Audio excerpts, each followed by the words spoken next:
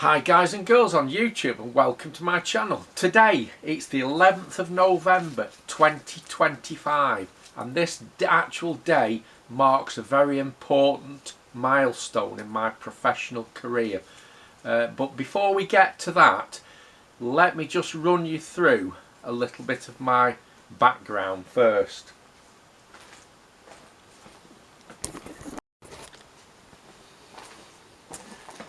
So, I'm Michael Dranfield. I was born in 1964 and from a very, very early age, probably 5 or 6, I've had this obsession with electronics.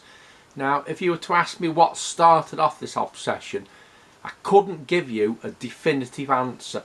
I could have a pretty good guess and I'd probably be right, but I couldn't absolutely say for certain. But I'm just going to show you a few things here that will give you a little bit of insight into my background. Now, I've grown up with an obsession for colours. I can't describe it, I can't say how it's happened, but what I can say is when I was growing up we didn't have a car. We walked everywhere, so when my dad was taking me out to the park, the gardens, the play area, we'd always be taking shortcuts down the back alleys, down the side of the railway station, and I'd be attracted to brightly coloured things in the grass, and obviously there were bits of old radios, bits of old tellies been discarded, they'd probably been out in the rain for donkey's years, and so everything was nice and shiny and brightly coloured, and that's more likely what actually started the obsession with electronics. But my whole life, and it still does, actually revolves around colours. So as a little boy we'd go out for a walk somewhere, we'd go to a play area and I'd be attracted to something like this lying in the grass, and what I'd do, this is probably not too dissimilar to this actually, and what I'd do is the parts underneath, I'd actually twist them like that and keep twisting until they broke off, and then I'd take them home and play with them, and you can see we've got bright colours. Now, as I got a bit older and I got more and more into electronics, I started to realise that components with no wire on were no good for anything. So every time we went out for a walk then, I'd always take a pair of my mum's nail clippers with me, so when I found anything we could actually clip, or not in this case, I could clip the part and take it home with some wire on, like that, and then it'd be useful. Now sometimes as I got a bit older I'd find printed circuit boards, not quite like this because this is only like early 1980s, but I'd find printed circuit boards from like Valve TVs, and bits couldn't be just cut off, they had to be desoldered. Now we lived in an old Victorian house, we didn't have any central heating, we just had a fireplace in one room, and we also had a poker to stoke the fire, and what I used to do, I used to put the poker in the fire till it was glowing red, and then I could actually desolder components from the back of these boards. And my mum didn't seem to mind. I'd never burnt the carpet, I'd never had an accident with a poker, never burnt myself, never caused any damage or set fire to the house. So my mum seemed to be quite happy for me to just sit on the carpet desoldering bits from printed circuit boards with a red hot poker. So I've actually dug out my old scrapbook here from 1971, and if you turn the pages you can see that my obsession with electronics is growing and growing. In fact, it's getting out of control. I'm drawing pictures of things and inside of a radio. Let's have a look over here. I was inspired by a lot of the stuff you used to see in Practical Wireless. Clive Sinclair, he used to have things called, was it Project Audio or Project 60? I was inspired by a lot of stuff like that. You can see by these drawings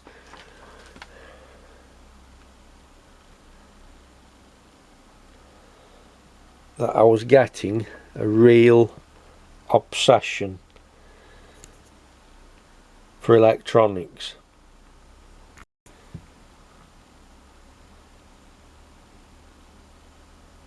I even got a tick for that.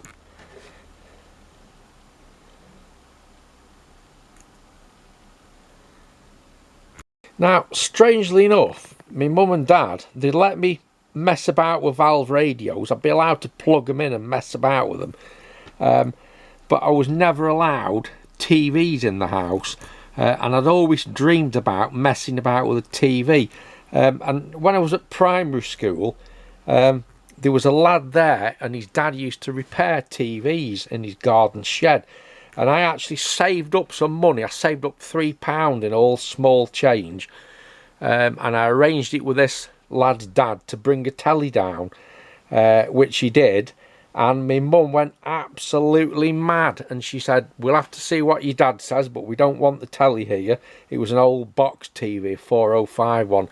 And when my dad came home, he said, no, that's not staying. And we had to get rid of it. And we had to get this lad's dad to take it back and give me the money back. So that was about all what I did with TVs for the moment. Now in 1974, when I was 10, my grandma bought me a second-hand chopper bike for Christmas. And I've got this, if you want to look it up on YouTube, I've got this video about it. Now, it was that bike that actually changed my life, because now I could ride to the tip and I could bring TVs back on a chopper bike. And I'm just going to show you this quick clip of my video, how you transport a TV on a chopper bike.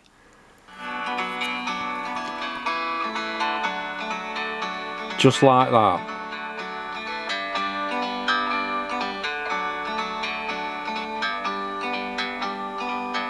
Like a bird on a tree,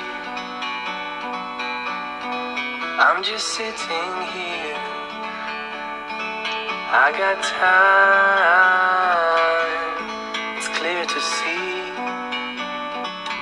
Now I could actually bring TVs back, and my mum and dad couldn't say anything because it wasn't practical to actually take them back to the tip, because it was like 2 miles away up the hill.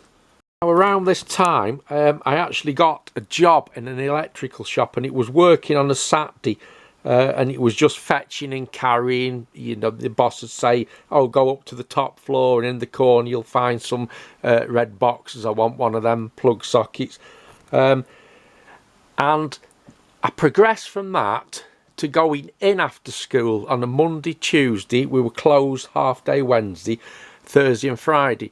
And I go in for an hour and a half after school, and I got 50p for that, 50p a day. Now that was an important thing in my time, because it allowed me to make money. I didn't have to ask for money. I could make my own money. And when you make your own money, you can spend it on what you want without somebody saying, oh, you can't have that, that's a waste of money. So this was another turning point in my career, and that allowed me to buy a soldering iron so I could start doing some proper repairs. And I've actually got this book from when I was at school, and yeah, there is a date there, look, 1975, 1976.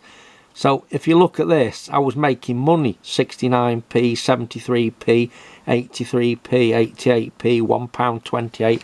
I was actually making money doing small jobs. Headphone, loudspeaker soldered on, 10p I charged.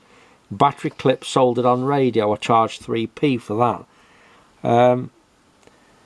And also working in an electrical shop, that actually gave me a background into running a business, profit margins, retailing, looking after customers, making sure customers were happy so they come back and they spend more money.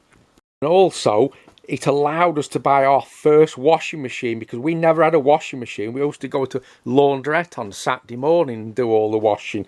But when I got this job, when I've been there a while, because we sold washing machines and TVs and all sorts of stuff, the boss actually let me mum have a washing machine at £10 a week. I think it was a hot point twin tub, and I think it was about £180, £190 then, and she paid £10 a week. So me getting this job at a young age allowed us to have a washing machine. We also ended up buying a fridge and various other little bits and pieces that we would never have had before. Now, I was very happy working at this electrical shop, but in the back of my mind I'd always wanted to be a television engineer. And when I actually left school, I started in this job in the shop full time, and I was earning £3. Was it £3 a day or £3.50 a day? I can't remember. But anyway, with my first week's wages, I actually bought this socket set.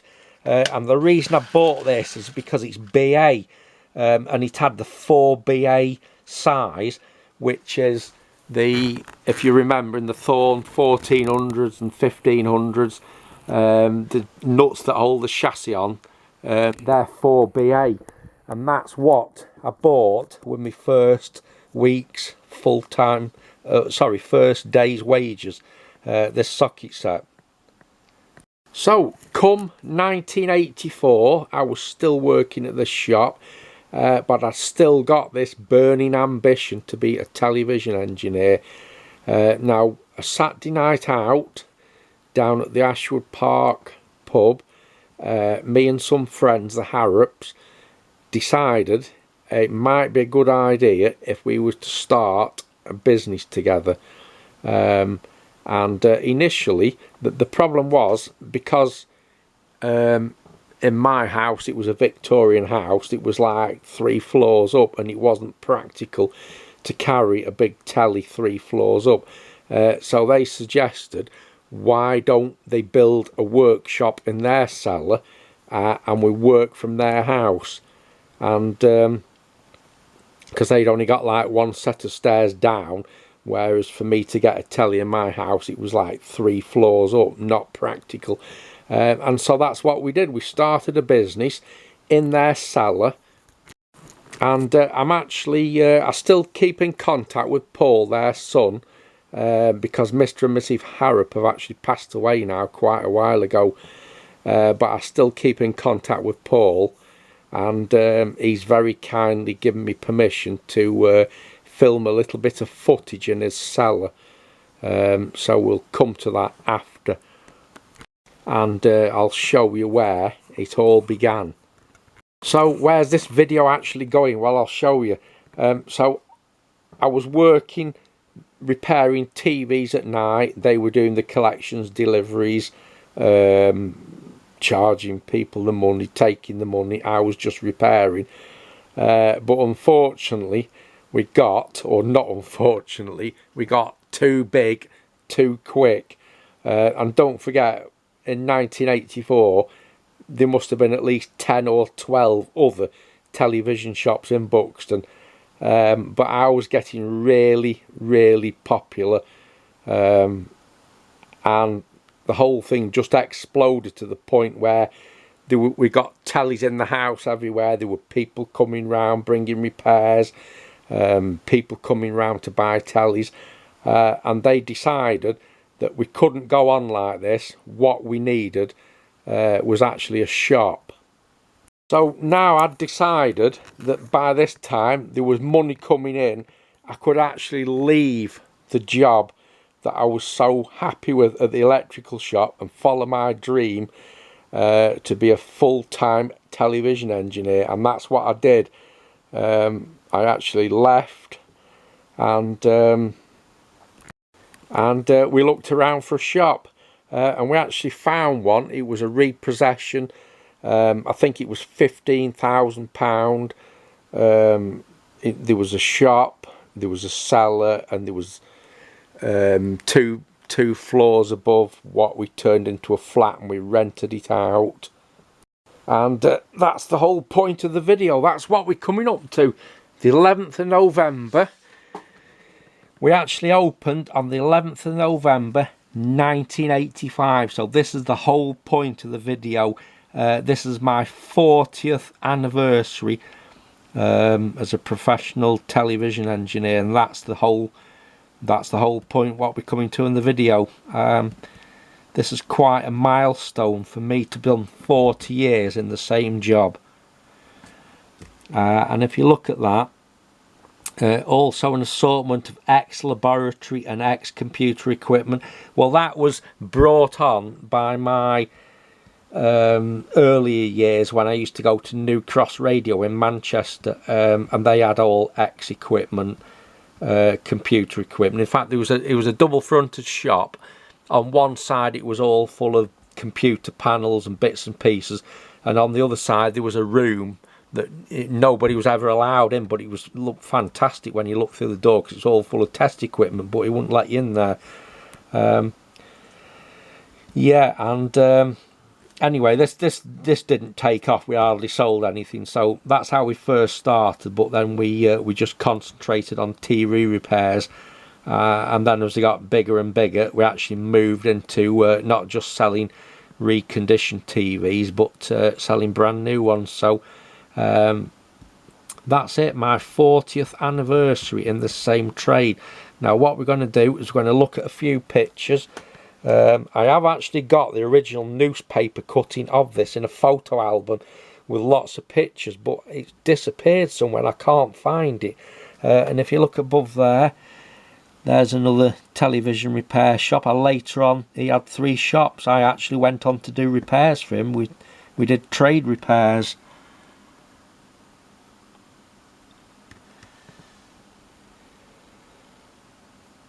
I can't actually find my photo album. I've got some pictures here, but I haven't got the album I was looking for. So what I've done is I've been to the library and you tell them what year you want, and they put it on a machine and you can look through it all and print it out. So what I thought I'd do, just to make the video a little bit more interesting, I'll print out a few things from the paper, and just give you some sort of idea what you could get in them days. So we got £279 for a Ferguson 20-inch telly, £279 for a video. This shop here, Boundy Brothers, that was only about 200 yards down the road from where we started. So, you know, there was lots and lots of competition, but for me to grow so big so quick, when you're competing with shops that have been around for I don't know how many years, and you know, it was a big thing back then. But look at the prices: £250 for a telly, £389 for a 26-inch one. In fact, I did actually show that in the earlier footage. This is the shop that is now the Tikka Villa, the Indian takeaway. But you can see what a big advert he's got in the paper. So you've got another television shop here. Look, Ferguson Portal. That's a TX90, is it? That's Amstrad CTV. Well, same chassis, Orion CTV 1409. I think I've got one of them. Yeah, I mean, there were shops absolutely everywhere. There's another advert, David Robertson. He's sadly no longer with us. Another advert there, Peakview Television. And there's our advert. In fact, that's the home number before we actually got the shop.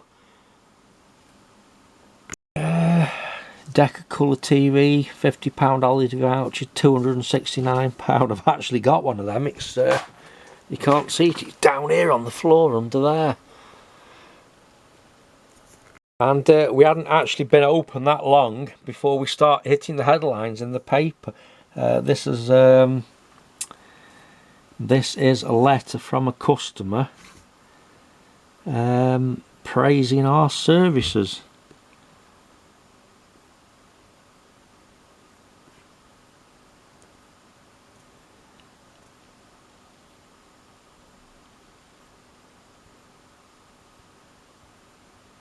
So I did mention earlier on the likely cause of my obsession with electronics is down to colour. Now I can't even explain it. Probably a lot of people won't understand it, but ever since I remember, I've had this obsession with colours. Now, if I'm building some new equipment and I want like a 6 or a 12 volt transformer, I'll look at radio spares. There'd be hundreds of transformers, I will actually pick the one that's the brightly coloured, like this blue one. And if you have a look around my workshop, I've got red sockets, I've got orange IEC mains leads. I'm surrounded by colourful things, and this is also evident in my later life. Anything I did was coloured, apart from this of course. But if you look at these leaflets, business cards, everything I did was in colour.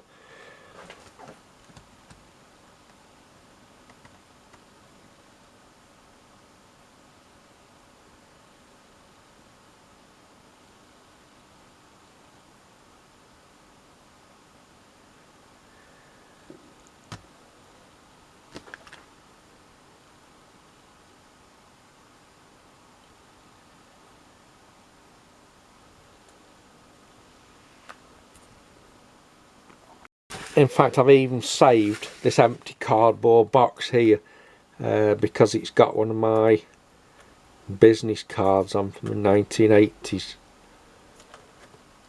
And what we used to do, we used to actually glue these onto the back of people's TVs. When I'd done a repair, I'd glue a business card on the back, but I wouldn't imagine after this length of time that there's any of these, anybody's got anything like this again. Because you know, most of the CRT tellies would have been thrown away by now. So let's just have a quick look at the pictures of the shop. There's a chip shop next door, and on the right hand side there's an antique shop. Now I did film a bit of this earlier on. The place is totally unrecognisable now. Everything in here is all flats. The chip shop, the antique shop, our old shop, it's unrecognisable because they're all turned into flats. That was a nice touch. The GC 2110 plastic cabinet, and I had a sign made, and we used to have a 2-foot fluorescent tube in there. I used to have it lit up at night. Let's take another closer look.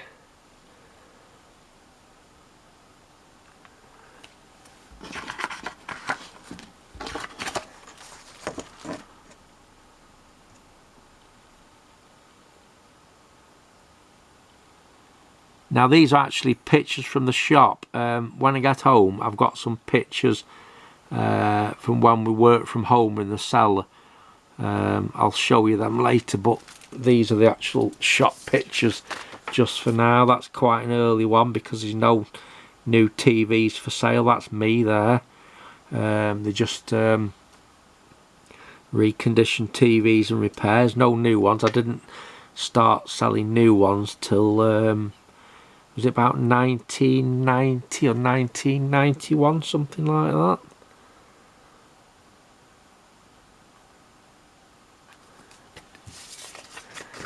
This gives you an idea of what we first started off selling. Fidelity Portable, $89.95. Couldn't get enough portable colour TVs in them days. Bush, that'll be a T20 or a T22. What's that one there? Might be a T26, that. Thorn 1500 there, £20. That is my absolute favourite set, the Thorn 1500.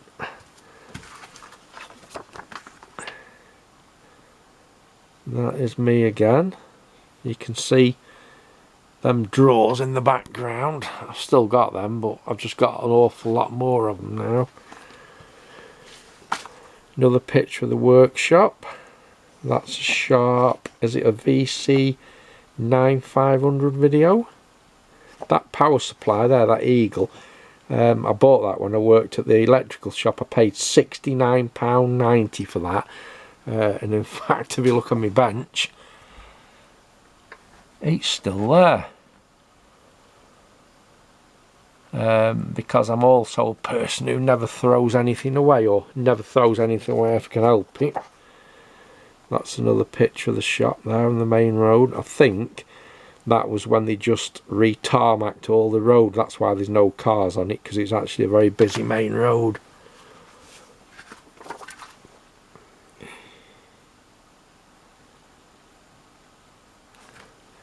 And later on, when we started selling new stuff, that's me again.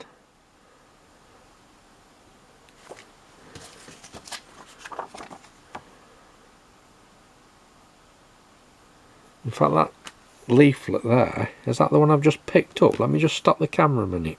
Yeah, it is actually. It's the same leaflet, just a different colour. Up to £100 trading on your old TV or video.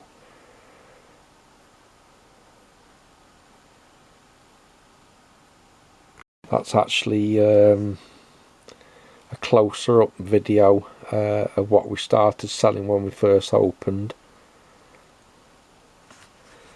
What's that thorn? 8,800. That might be a 9,000. 9,600. And there you can see the 1,500 is working. It's switched on, working. Another picture of me there repairing a video. Now this picture here, I'm pretty sure that was taken for an article in Television magazine. I'm pretty sure that was. Now actually, there's a couple of interesting pictures here. These are actually taken long before we opened the shop. They're probably late 1970s, and this is when I was doing repairs at home. These were TVs I was sneaking in without my mum and dad noticing, and we had them up in the attic next door to my workshop. But all of these will have been sneaked in through the side door. What's that, a 1590? Thorn 3,500. Did I see that one there? That will be 1,400. That could be a bush. That there I think is a little Phillips. But yeah, that's when I used to sneak them in at home. Anyway, what I'm going to do now is stop this camera and I'm going to have a look at home. I'm going to take the camera home because I'm at work at the moment and have a look for some more pictures from when we worked in Paul's cellar. And you can see what the workshop used to look like when we started off before we opened the shop. So I've had a good look round and I found the photo album I'd lost with the original newspaper cuttings in. And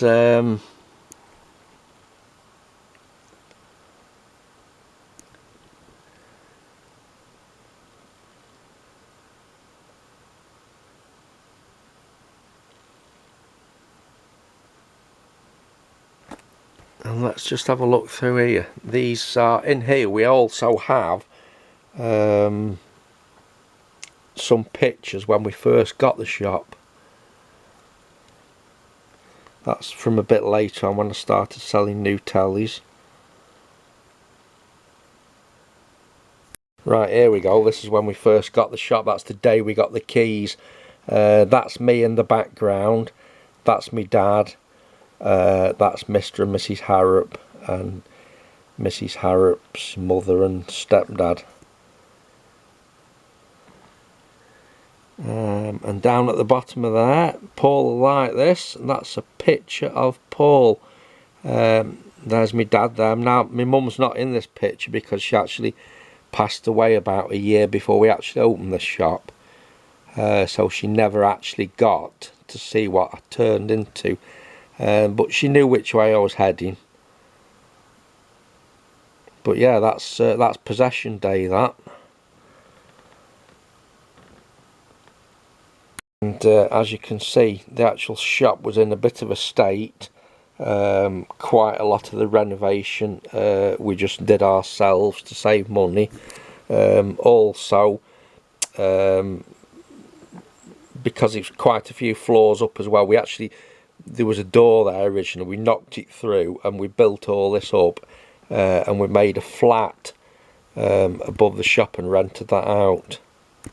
And as you can see from these, that was upstairs. That would originally have been a bathroom. You can see it's in a bit of a state. All the plaster's dropped off the walls and there was damp coming in.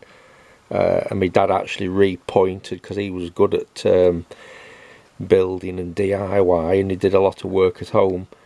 He actually did all the pointing on the outside of the building at the back. That was the stairs up to the flat. That was the stairs down into the cellar. I actually built another workshop in the cellar as well. Now I think that's actually a picture from the first day we opened. As you can see, we started from nothing. That's Paul's old computer equipment. I believe it's a Texas Instruments TI-99. Little radio there, and a couple of black and white tellies, some more tellies on the floor you can't see.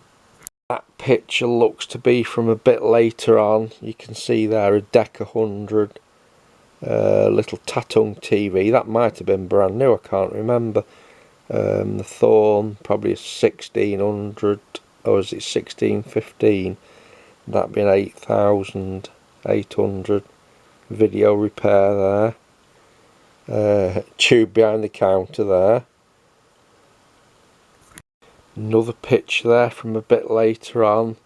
You can see some aerial accessories and bits and pieces in the window.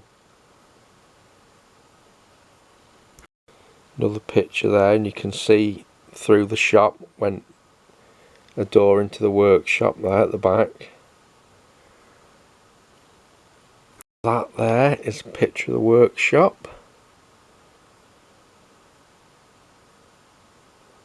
You can see on the back there, homemade test equipment, tube tester, capacitor tester. You know, back in them days I used to make a lot of the stuff myself. That's another close up. Willowvale, CPC chart at the side. That looks like a Betamax C6 or C7. Now here's a couple of pictures here where we used to work from the Harrop cellar. That's the room that Paul took us down into. You can see the workbench there. You can see how small it is. That's, what's that, a Doric rediffusion Mark III. You can see my brand new Japanese meter, Antex soldering iron, isolation transformer. This is from when we used to sell TVs out the dining room. That's Thorn 9000 ITT CVC 20, Thorn 1500. Binatone, black and white. That will be a 26-inch G9. Pi TS7.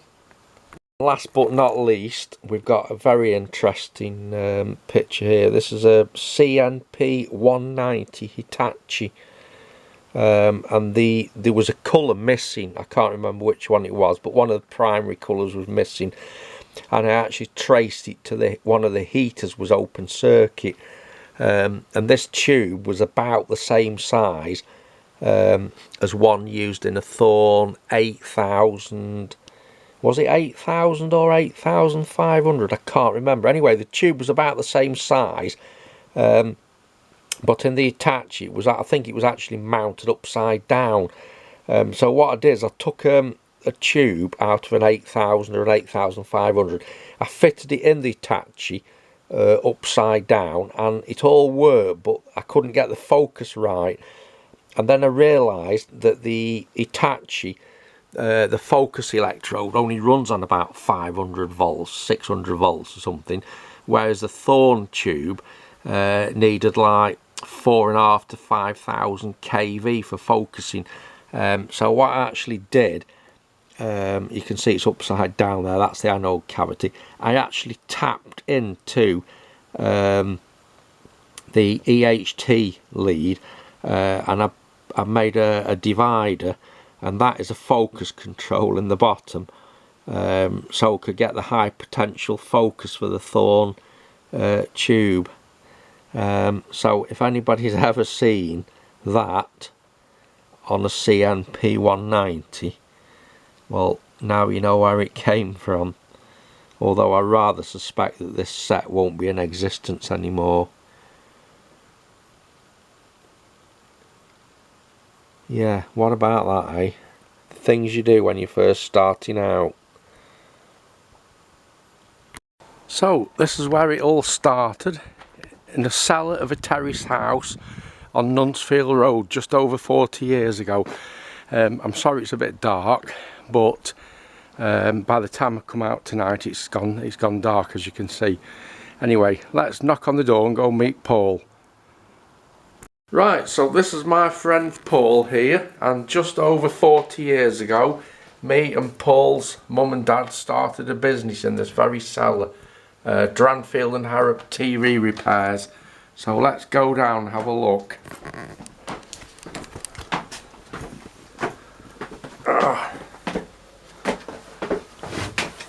And see if we recognise anything.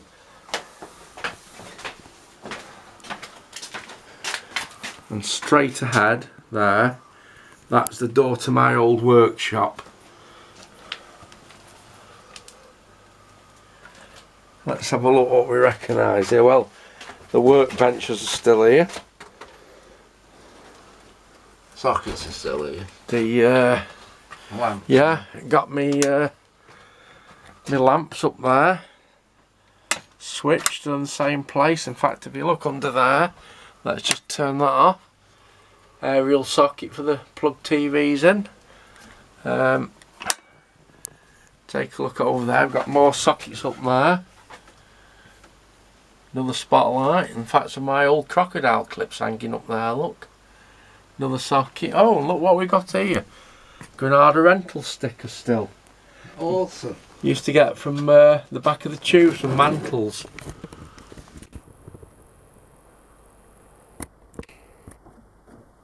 Let's see if we can get a light over there. Nope, don't want to turn round. What about that other light? Can I get to the other light from here?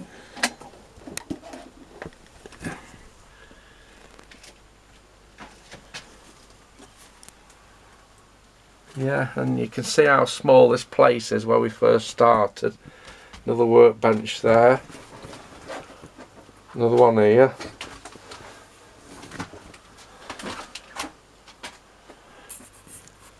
Little shelf there, that's still in the same place.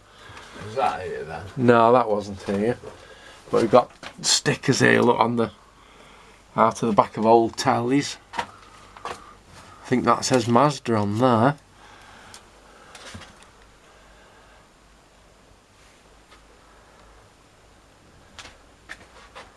Yeah, I forget how small this place was.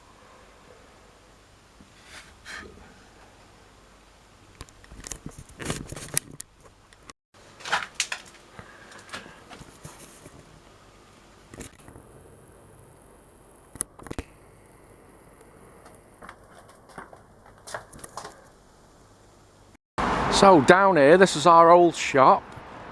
We'll just walk down the road a bit. It's a very busy main road we're on.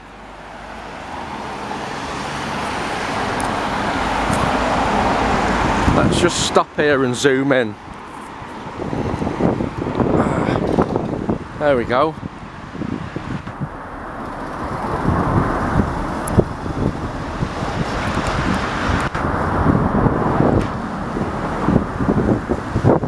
So that's the old shop there. The only thing recognisable is the bell box I put up. Let's zoom into that.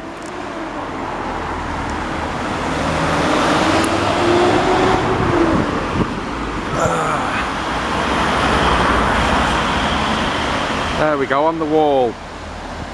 That was for the alarm system.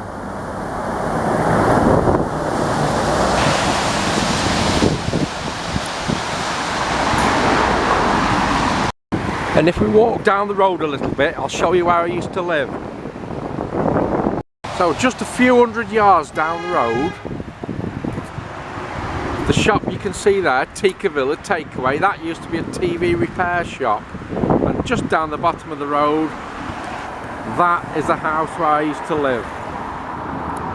Let's just walk down a bit more. Right, let's zoom in, see the big Victorian house there. That's where I used to live. The top two windows, the left one was my workshop. There.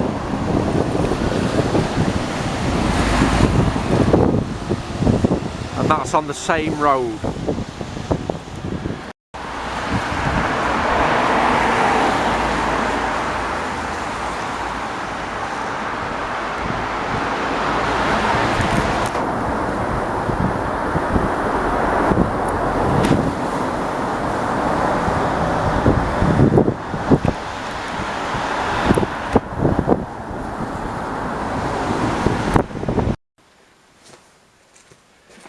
So I thought we'd just get that little bit of footage in because somebody's bound to say in the comments, what does your old shop look like now? So from 21 to 61, that's been my life. Now what does the future hold? Well, I don't know because I don't have a crystal ball. I'd like to think I could keep going for a bit longer yet. I know the trade's changed. There's virtually, people don't have TV repairs. People don't have TVs repaired anymore. They prefer to just chuck them away and buy a new one.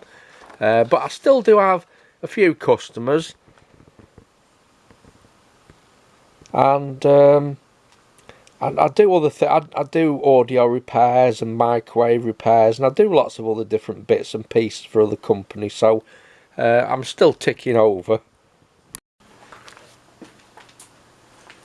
I don't have a shop anymore. I work from a very large industrial unit now. But I would like to think I can keep going for quite a long time yet. It's all down to health. As long as I can stay healthy, I'll carry on working because this is the job I've always done.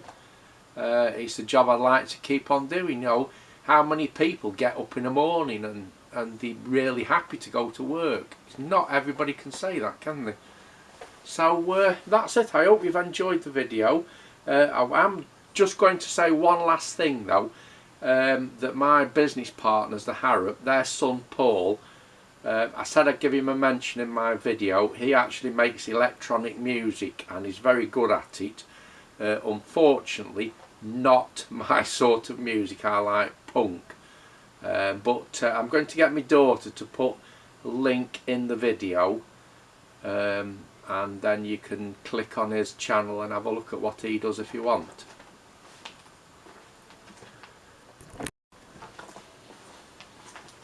So it's been one hell of an incredible journey. I'd do it all again in a heartbeat. I don't have any regrets. Well, actually I do have a couple of regrets. Two things. I didn't take enough pictures when I was young, and also I didn't save enough things from my childhood. I should have saved a lot more stuff. But there you go. That's my 40th anniversary, the 11th of November. Now hopefully, if I can get this right, I'm going to post the video on the 11th at 9:30 in the morning, which is the time when we first opened the shop.